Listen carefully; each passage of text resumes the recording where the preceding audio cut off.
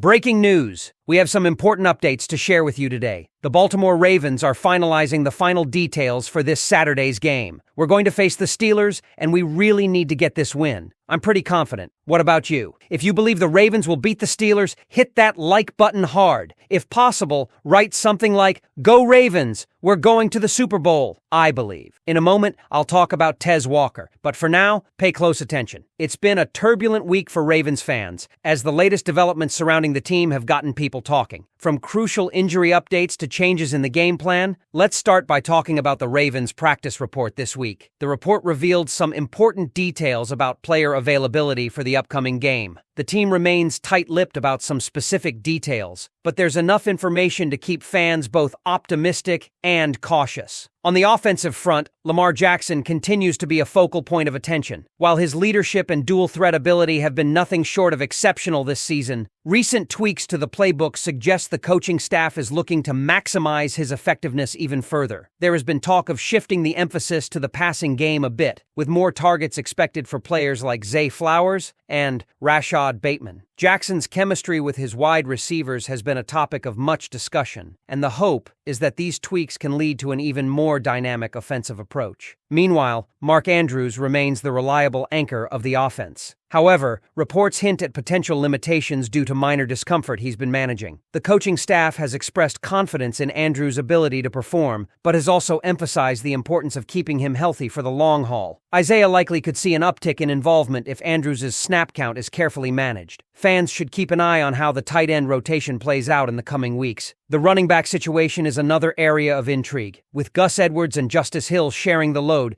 there's been speculation about how the Ravens will balance their ground attack. Offensive coordinator Todd Monken has praised both backs for their adaptability and has hinted at utilizing them in different roles depending on the game script. Could we see more screen passes or creative running plays designed to exploit specific matchups? It's something that could catch opposing defenses off guard. Switching gears to the defense, there's plenty to dissect as well. Roquan Smith has been the heartbeat of the unit, leading by example with his physicality and football IQ. However, the secondary has faced its fair share of challenges. Injuries to key players have tested the depth of the roster, but young talents like Kyle Hamilton have stepped up admirably. Hamilton's versatility has been a game changer, and his ability to play multiple positions adds a valuable dimension to the defense. The Ravens' pass rush has also been a point of focus. Players like Odafe Oweh and Jadeveon Clowney have shown flashes of brilliance, but consistency remains an area for improvement. Defensive coordinator Mike McDonald has stressed the importance of finishing plays and capitalizing on opportunities to pressure opposing quarterbacks. With a tough schedule ahead, maintaining an aggressive defensive mindset will be crucial.